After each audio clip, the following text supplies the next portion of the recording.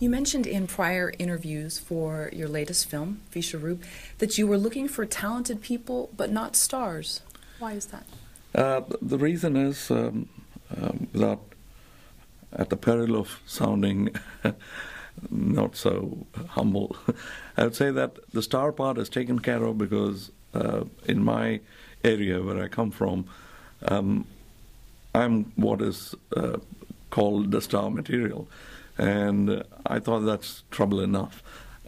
I don't need much more stars and tantrums in the film. And as far as this one star in my film is concerned, he was already in the director's pocket. So he's slave to the schedule, not to his ego. So I wanted similar people. I wanted actors with talent. If they are stars, I'm not averse to the idea of having stars. Like, for example, we had a star of a different kind, not as an actor, but Shekhar Kapoor, the director of Elizabeth and Bandit Queen, has acted in the film. But that's because we are all a group of friends, we know each other, and I thought he could act in it. It's like how Mr. Attenborough acted in Jurassic Park or something like that.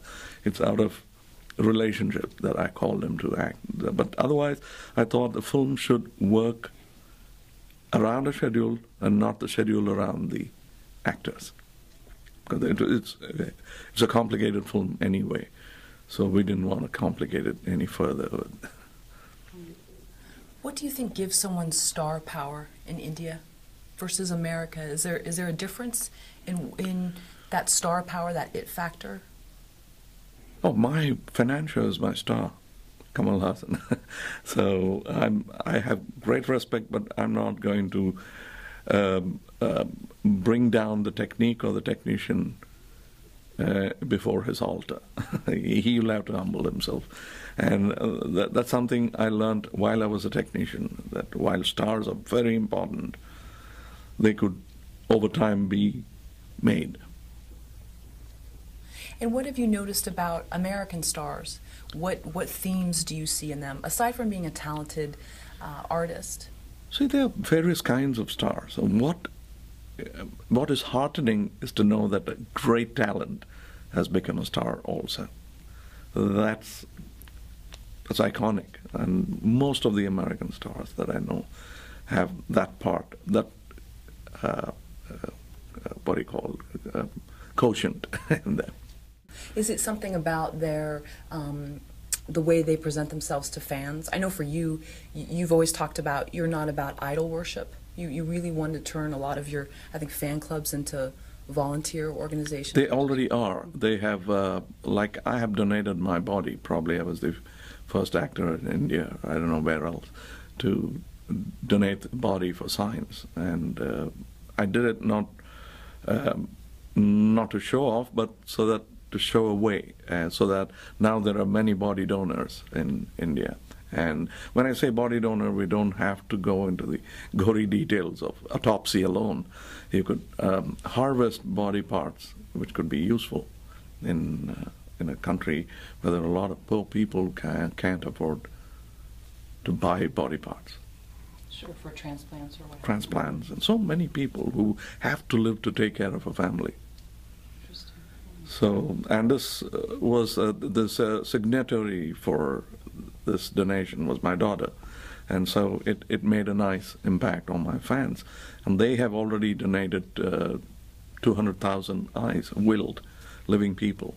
So there are 200,000 eyes one day or other, which are going to be used for that. That's probably 400,000 people can see. What is it about idol worship that's negative to you, and in terms of being put on a pedestal? Yeah, being put on a pedestal is good, but even in Rome, you had these great warriors walking in to be feted, and there's always an old man sitting right behind him in the chariot, reminding him, "Remember you're mortal." It comes from the time much before Christ. So I think there's this little voice in me which keeps telling me that let's not cheat them anymore. I mean, nothing is worthy of worship That's my feeling. Nothing is worthy of worship. It can be used, it can be harnessed, it can be loved. But that's my feeling. I mean, it might sound like I'm too rational, but that's what I am. Well, there's an American saying that is, remember the people that you pass on the way up, because they can be the same that you see on the way down, and it's a reminder of humility, I think. Yeah, but that's one part. That's only about yourself. That since you're going to go up and down, you better know the steps. But what I'm talking about is something else. I'm talking about, generally, I believe nothing is worthy of worship. It should be respected. It can be venerated. It can be loved. So that's my problem with deification. So we understand that never before has there been another Tamil film released in so many theaters in the U.S. How much does it mean to you? It means a lot, because I started as a child actor, then went into Oblivion, waited for myself to grow, become something, and I'm a reluctant actor. I came back to become a technician. I was a dance choreographer. I started learning dance very early. I was dance assistant, then a choreographer, then an assistant director. Then I co-wrote some scripts. All these things happened before 20. So that's a great opportunity. It's learning and getting paid and getting famous in those. But not famous enough if you compare today, but I was a nobody, and people were so kind to me that they sort of thought that I had it, when even I didn't think I have some kind of a talent worthy of exhibition. But they kept goading me into going to and these were strangers who became friends and then my brothers. And some of them were father figures.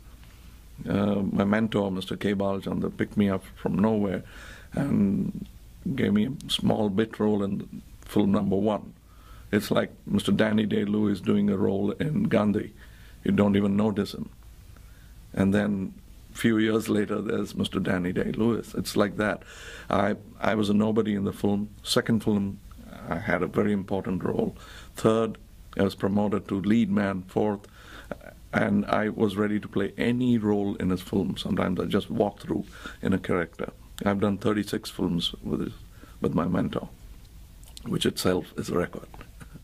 Well, if I've read correctly, I understand you took a hiatus and came back in 1970, if that's correct, and that you initially wanted to be a technician. It's not hiatus. Nobody remembered. Nobody wanted me.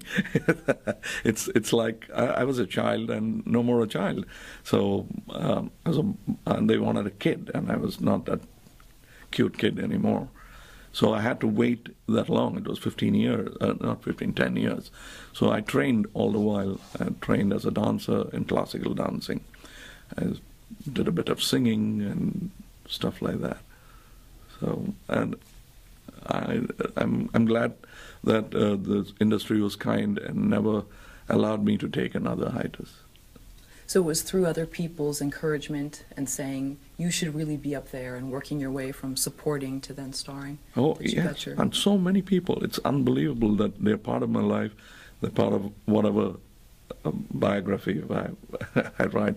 They become so important part of my... I mean, I can understand my brother being with me, but these are people who came from nowhere and became part of my life. I truly believe that these are my family now. So then how did the directorial stance with Vishwaroopam come about? Because originally you were just going to star in the film? No, it was an idea which I had, this script.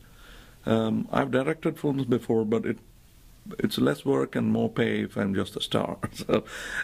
So I was looking for that. I mean, having some good time and getting out of the caravan, walk in, do the shot, go back, sleep, read, write poems, whatever you want.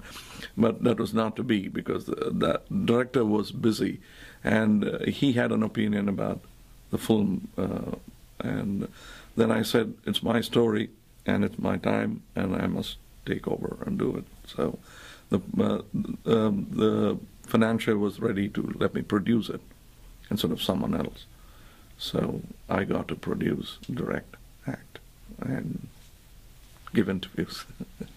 Can you tell us a scene in the film where once you watched it, you were like, yes, this is why I'm a filmmaker and an actor, this is it? Is there a particular scene?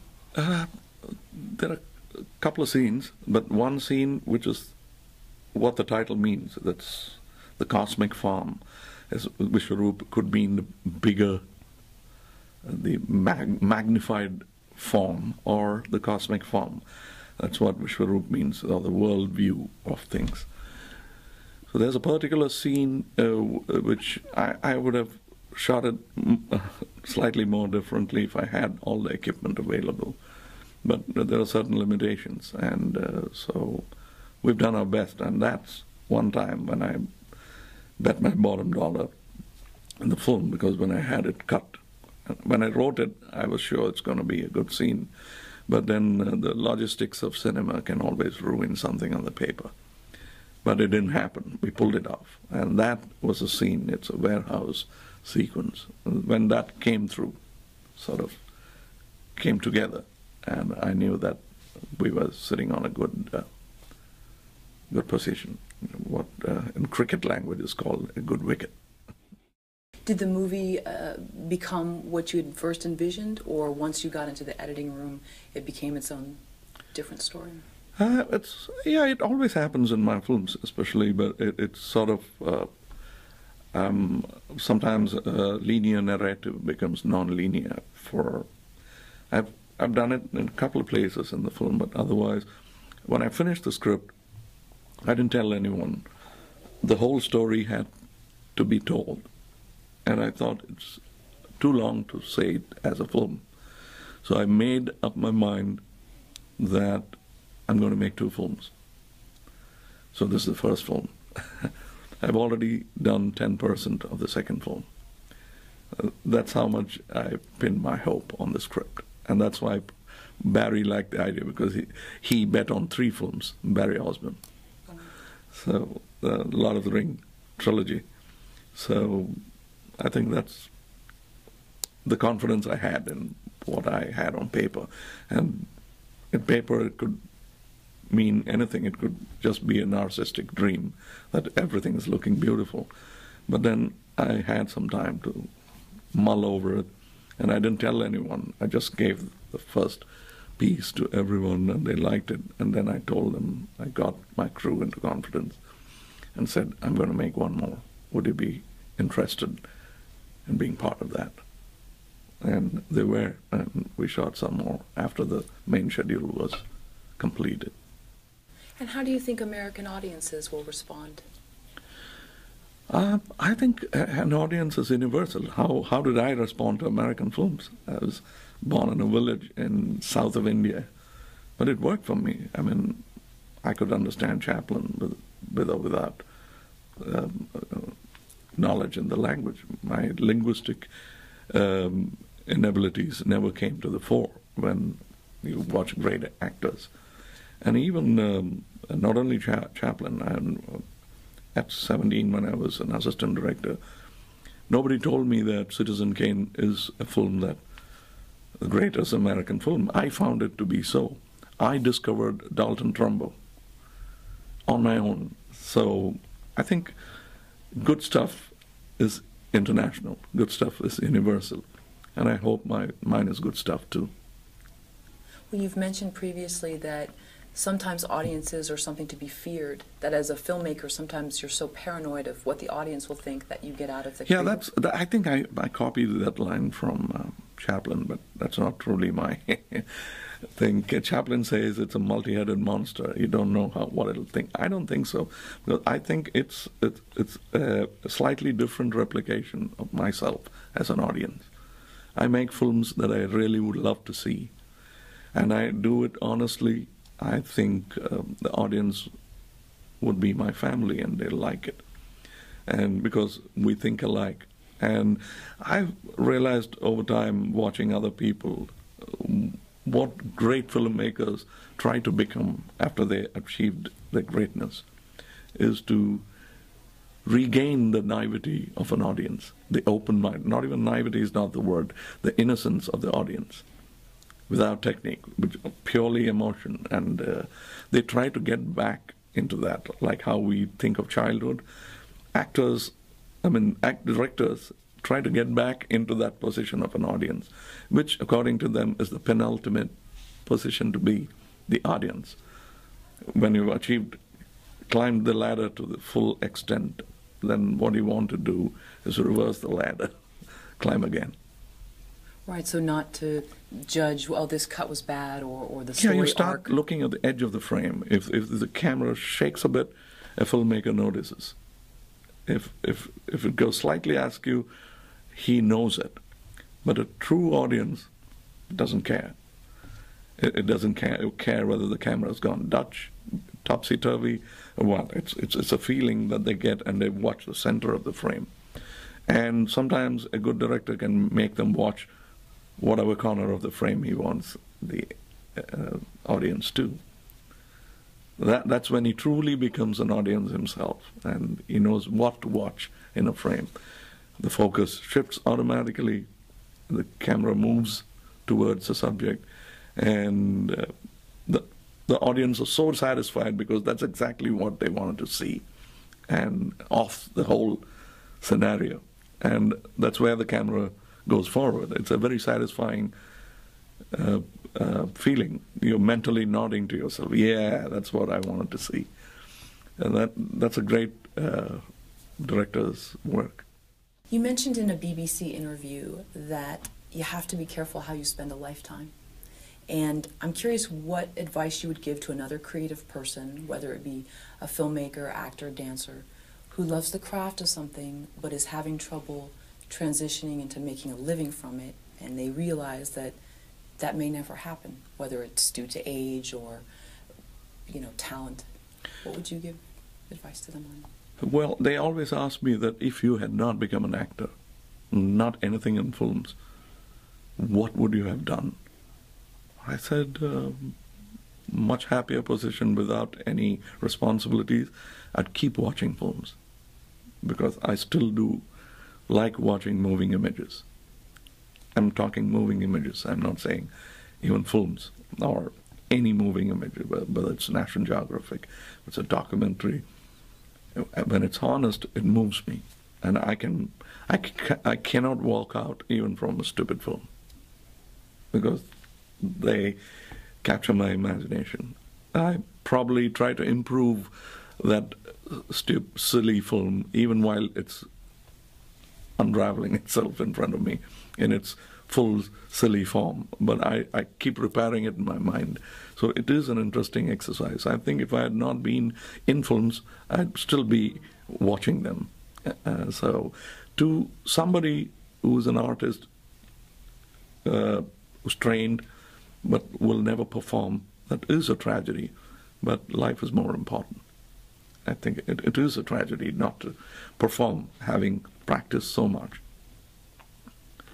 I only wish that doesn't happen to too many people, because I think there are people in my country, I'm sure here too, who are not trained, who are not keen, they don't want to be in this, but the money is good, so they're here, they don't even care. They're not emotional or committed to their work, and they get stuff that a trained man doesn't get. That truly is a tragedy. It happens, but I hope it doesn't happen too many times. I think in America, it doesn't happen too often. So that's why I like the star system in America, because you see a Christopher Walken suddenly doing Deer Hunter, and suddenly in Pennies from Heaven he does a dance number, and he said, wow, he could do that, and he didn't care about showing it in the first film. I mean, who would have known that as an audience that Richard Gere could dance, or some other actor could sing so well? It's surprising, but I'm happy to see that stars have always been so very well trained, and nowadays they're getting more and more training, enviable training. We used to hunger for that kind of experience, for preparing myself as an actor, director, all the workshops. So enviably too many in America. You've mentioned too that most actors are not good business people. How did you hone your left brain side, your logical side? Is that coming from Still the family? working on it. Oh, okay. Still working. It's not. It's a work in progress. But I think I've done good because I'm still making movies and still driving expensive cars. So there must be some good work done on the left side too. Well, do you think that that's the reason many creative people fail and move home, so to speak, is because that money side is not? I've known great filmmakers who didn't have a moment to consider themselves moving away from themselves and realize how great they are. They were stuck in that room, that loneliness, that monotonous sounding television music, or lulled by drugs or alcohol. They didn't know the limit, and they killed themselves at the peak of their performing abilities. It's happened to a few in India too. I feel very bad, sad. Is that because they let themselves go to? No, because they have not. They either they believe the press too much of what's written about them and truly believe that that's what they are, or they take criticism to the very extreme and think that they're finished. It's like Chaplin sitting at Gold Rush for 2 weeks saying that I'm dried out. I can't do any more. I'm finished. But there was a fantastic crew sitting around him, pampering him. There was a lot of money being wasted. There wasn't a hard producer cracking the whip, but it got him through, and he went on for a few more years doing what he had to do. That's very important for an actor. Somebody has to tell, it can't be the agent, it can't be the producer. It has to be him. To look into the mirror and feel happy about what he has achieved and how much more he can do by living. Actress Dee Wallace said, if you believe the good, then you have to believe the bad. Oh, yes, but you believe, but don't keel over to the wrong side, whichever side it is. That when you keel over, then you go down. And that's, I've had moments, many moments of indecision, confusion, and suddenly I realized that there's so many things that I didn't train well for. And then you sort of set goals that you can achieve, and then you realize that's the only way to live a life. Because if you have a bicycle, you want a motorcycle. If you have a motorcycle, you want a car. If you have a car, you want an airplane to fly, and then your own, and probably a fleet of airplanes that you could become a owner of airway. I mean, there's no end to it, but there's some place you'll have to settle and see that you don't get into the Peter principle of everybody reaches their level of incompetency. So you must stop just before then.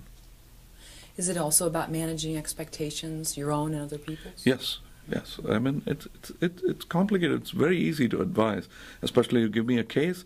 I'm a great advisor. I don't know how to do it to myself, and that applies for everyone. And so it's a bit of listening, bit of disagreeing, bit of agreeing, and bit of coming to terms with what you really are, and understanding that this world is so full of talent and you're only one among them.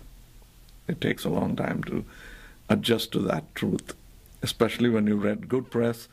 So, but I'm the best. There's nobody around like me. And then you have to sit down, ruminate, and understand that many have said this before. It's too many. What can Indian cinema teach Hollywood? I think the word teach is frightening, because it's most teachings are disproved after some time. You know, you're teaching wrong, and experience tells you that what you've been taught is wrong. So I think you can only exchange experiences, and especially you're talking about an industry and not an individual. What Hollywood can probably pick up There's a lot that India can pick up from Hollywood.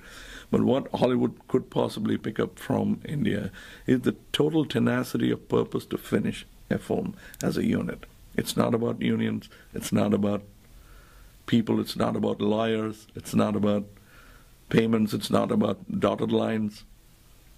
That's good, that can happen, but the whole thing is about the content and the passion of a group of people getting together to get this movie done. Even for big films. That's how Vishwaroopam was made. And it's not about dotted lines. It's not about lawyers. It's not about ugly finances. Oh, they did exist. It's not that they were, but the core group worked together. And they were professionals, but they were amateurs when it came to managing their love for the film. They just gave. And that rarely happens. That happens in an underground film or a group of young filmmakers starting up, but never in established world, unless it is happening in Hollywood, where big actors lend their time to make a film of their choice. But it's all the time like that, except when there's a commercial film, a star wakes up from his nap, comes in, sort of puts cold cloth in his eye, wakes up, does his role, goes back to sleep or read or have a good time. That also happens. But most of the films done in India are done with a lot of love because they want it. Vishwaroopam is one of them. So in the reverse, what can Hollywood teach Indians? Oh, lot, because we are learning. We are like scheduling, budgeting, preparing the actor-director relationship, and the discipline in the set. But you can't sacrifice the core essence of the love for cinema. I always say that I'd love to be an amateur, in spite of knowing the craft, because the etymology of the word amateur has the inbuilt word amor in it, love. It's all about love, and that's what I try to do my film. I have to do this film. People like Bergman have said that I always believe this is my last film, and I may not do another film after. So that's the kind of energy that he used to put in his film, every film. And I think I took my cue from there. It's a great word to follow. You've mentioned before that you're a fan of Orson Welles, and I know that I believe he had trouble finishing films sometimes. So do you feel that at no cost that something should be finished? You're all about making sure that there's discipline of something. Yeah, because it's happened to me, but no fault of mine. Pictures have been stopped, but I went on and never tired and said I never gave up. And there are many people, my heroes, like Kurosawa. Yes, he at one time tried to kill himself. But that is a tragedy that the film industry shouldn't drive an artist to.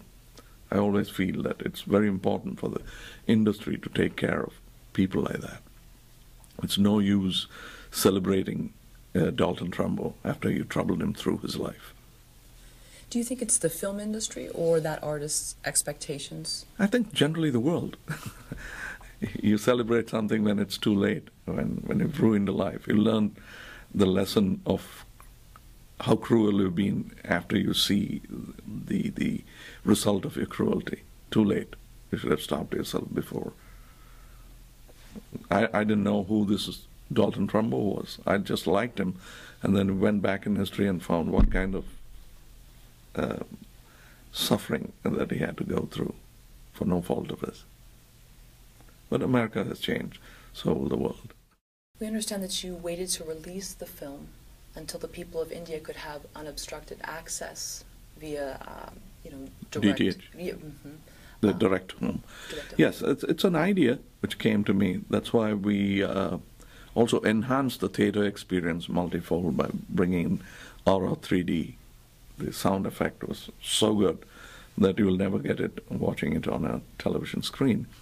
So on one side, I wanted to keep the ecosystem of the industry intact, not just rush into some new technology, which I think is good for money.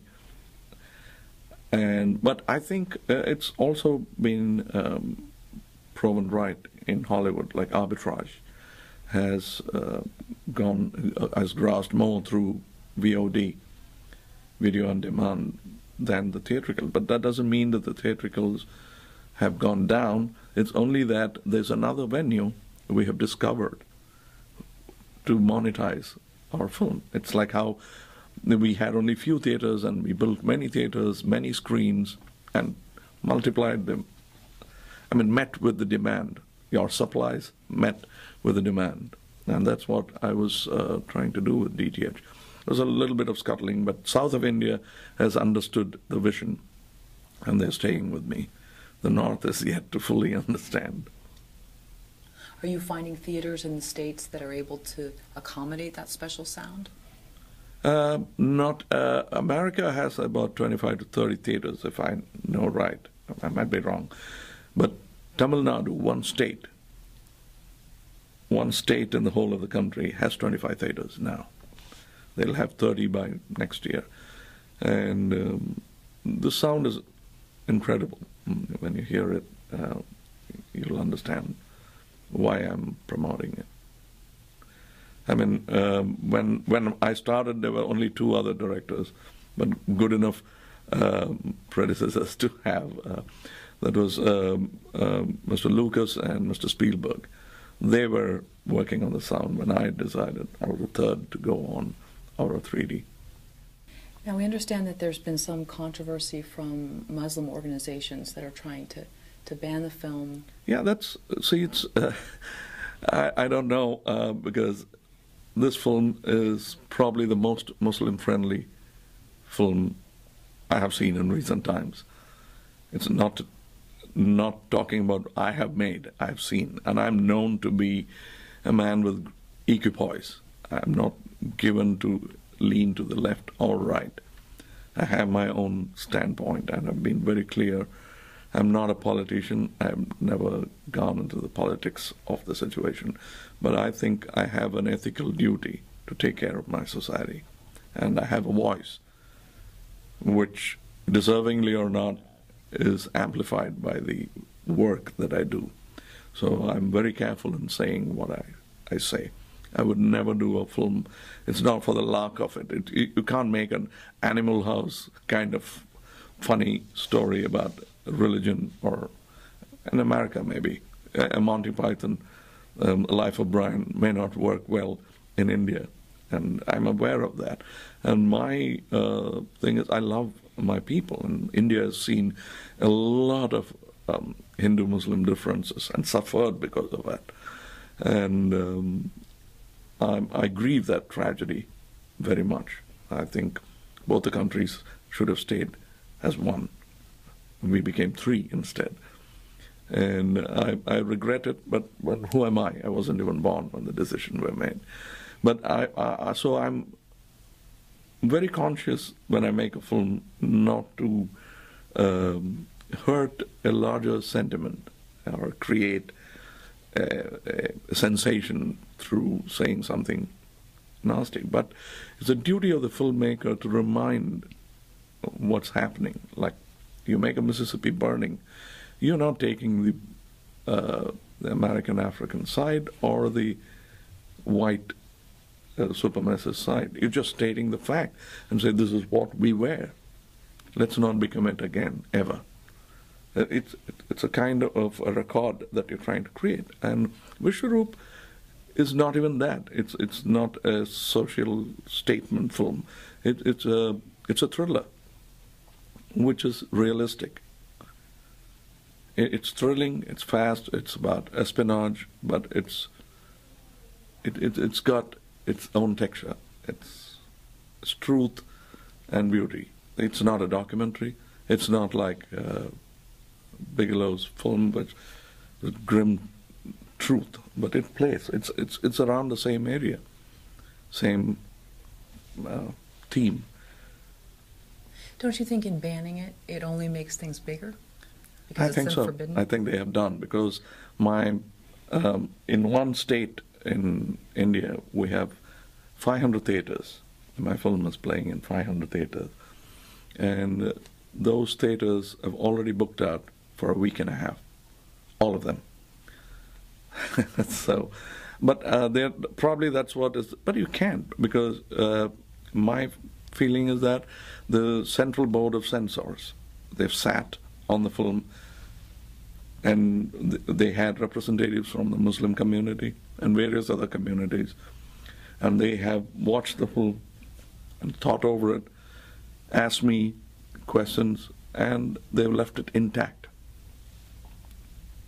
Nothing was removed from the film, except that when we wanted a parental guidance kind of certificate, because that's also for business more than anything else, because parental guidance, adults' films are taxed more.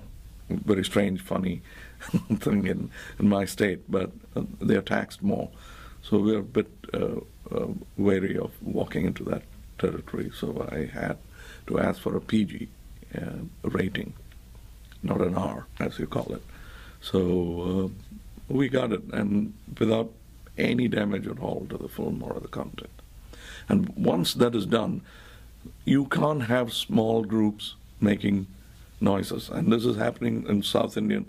It's a group of South Indian Muslims who came, and they're my people. I mean, I'll have to be kind to them. I may not have a religion, but I have love for people. You've never hesitated to state your opinions, and you've just mentioned that earlier, that you like to be truthful and talk about socially relevant things. What is it that gives you the willingness to do that? Not all actors are free in that. They play more to politics. Yes, but I think I have a social responsibility, and I can't go rabble-rousing. Nor can I keep quiet and say that, what can I do? I'm just an actor, I'm not into politics, because tomorrow, when there's war, I'll have to pitch in. So do I wait for a war to happen? Do I wait for riots and then give my comments, or talk about it even before they happen and say, please don't do it. I can see things going wrong. And you're not taking even sides. And when something wrong is done, there must be a voice. Hey, don't do that. It's not right. And that's what I do. It's simple. It's a very pedestrian reaction. It's not a philosophical, highbrow, literary kind of status need not be given to it. It's a very pedestrian, honest reaction to something unethical done, immoral. I get confused with these moral issues, so I don't know what's moral and what's immoral. It keeps changing over time. But ethical, we have to be kind to each other. It's a tenet of civil society. When that is jeopardized, I do react. I'm like the body sensors which tell you pain. Tip of the finger tells you that you're going to be touching fire. So somebody has to, I'm like that. That's end of the extremities of society, which touches fire, ice, or vice. I'll have to inform the head that something's going wrong.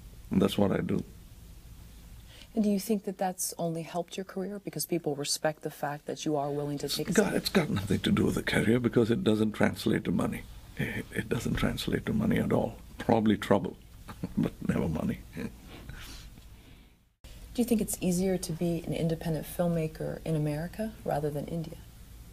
Oh, it's very easy to be an independent filmmaker in India, because all are. There are very few studios that operate. They've come from the West. One or two Indian companies are doing it. They are studios. The rest are all independent films. It's very easy to be an independent producer. I am an independent producer, not reliant on any studio facilities. But when things go wrong, it goes drastically wrong for an independent filmmaker. What do you think the perception is of independent filmmakers in the States versus India? It sounds like it's more revered in India because there's so many. Yeah, no, that's the only way. We would rather that we had somebody taking all the risks for us. We're taking it all ourselves. Some of the films don't even have insurance. Things go wrong, they go down. It's like bungee jumping. And we try to check the cards, but it can never be sure. It just seems like there's almost a stigma sometimes in the United States with being an independent filmmaker, that somehow people feel that the audience is not there unless you've been given that Sundance premiere. What would you say to That's that? why Sundance happened. I think more such things. I mean, the DTH revolution might change some of that. That's why I champion it in a big way, because it's access to audience. Internet was like that, but if you can monetize, physically monetize, I think DTH can do it, and that's why I look at it as an opportunity. Not just for myself. For me, it's an allied monetizing venue, another window. But for a filmmaker who wants to be independent, different, and intelligent, not play all the time by one rule, he has a great, for me it's a window, for him it's an open field. Do you think independent filmmakers are not as collaborative as they could be, and that holds them back? Maybe they're the lone wolf, the rebel that can't do it in the group way that you talked about is necessary to complete a project? You think that hurts them, their independent? Oh yes, yes, it hurts me, because I bet all the money I have most of the time. If the film doesn't do, I start from scratch again. I've done it a couple of times. I don't enjoy it very much. And you're able to sleep at night? Oh yes, Okay. because to begin with, I never had this money. Everything else was bonus. So I can't complain. You come from a family of attorneys, of lawyers. Oh yes, yes. And so you were the creative one? I know you said your brother directed, I think. No, yeah, they did. But I was the first one, and it was not an accident. It's by design. My father wanted one artist in the family, and that's why it's so uncanny. I was trained in music, classical dancing. I mean, boys don't dance. Very rarely they do, but it's not considered to be the best thing to do. So I danced, I sang, then I went, then I did a bit of karate and martial arts of the South Indian form. So I played the veena, which is a string instrument, for a while. So my family encouraged me to do all that. Your advice to other parents, what would you tell them about if one child seems to be the creative one, but they have hopes to have them as a doctor or a lawyer or pharmacist? That's very cruel. That's bonsai tree. You're making a huge tree and putting it into a glass cage, a cage that is limited only by your thinking. It's unfair. So I say that they ask me, how would you like, my daughter is into acting, and it's her choice. She trained in music in America, in Music Institute. That's what she wanted to do. Probably she came back and she didn't do music. She did music for one of my films, and then suddenly became an actress. It's a choice. And she has found herself, hopefully. She also does music, and I think I should be an agent of augmenting her dreams, and not, I mean, it's not my life.